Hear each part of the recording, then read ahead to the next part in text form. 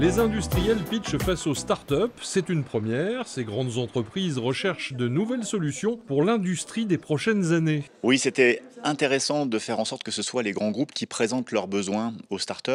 Habituellement, les startups viennent, présentent leur savoir-faire et les groupes vont faire leur marché à partir du moment où des choses ont leur été présentées.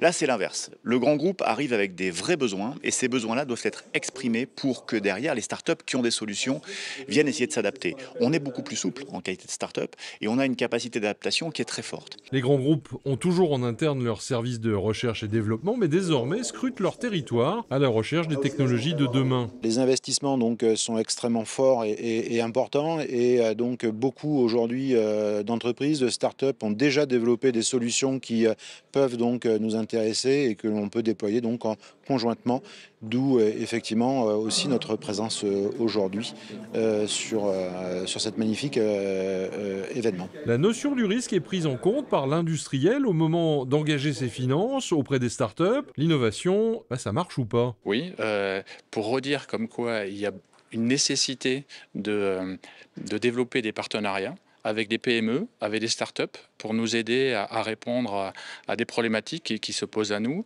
en termes de performance globale, en termes de RSE, en termes de connexion des collaborateurs. Autant par le passé, on pouvait tout faire par nous-mêmes, autant aujourd'hui, on a tout intérêt à s'appuyer sur les compétences de ces PME, de ces startups, parce que les compétences sont là, ils savent très bien surfer, on va dire, sur les changements, ils sont plus rapides et ils peuvent nous donner des avantages concurrentiels. En pleine révolution énergétique, les situations bougent rapidement et Enedis cherche à l'extérieur ses prochaines évolutions. Alors jusqu'ici on faisait ça en interne, mais le contexte fait que l'évolution du monde énergétique, la décarbonation de l'énergie fait que on doit absolument aller vers des solutions innovantes pour adapter nos réseaux d'électricité.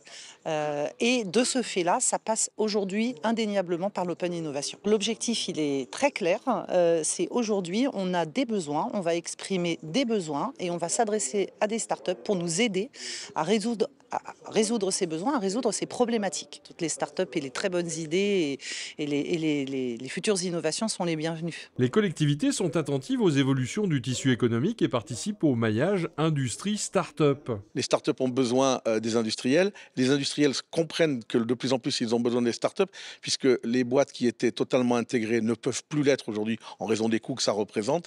Et donc forcément ce mitage, cet échange, il est nécessaire, il est impérieux. Et je souhaite que cette journée aujourd'hui, ce premier Business Dating Day, en soit vraiment une preuve éclatante. Si le grand est mondialement connu, l'exercice du pitch inversé est en soi une innovation. Qu'attend le groupe numéro 1 de l'appareillage électrique de cet appel aux jeunes pousses? J'espère que cet après-midi, on aura beaucoup de startups ou de PME qui viendront toquer à la porte. Moi, mon attente, c'est de faire de belles rencontres. Voilà. De repartir avec des contacts pour nous aider à travailler sur ce sujet. Parce qu'encore une fois, on ne peut pas tout faire soi-même. Avec une centaine de participants, cette première édition est un succès et devra être renouvelée. Le Mac d'Esther, c'est déjà fini. Rendez-vous dans un mois.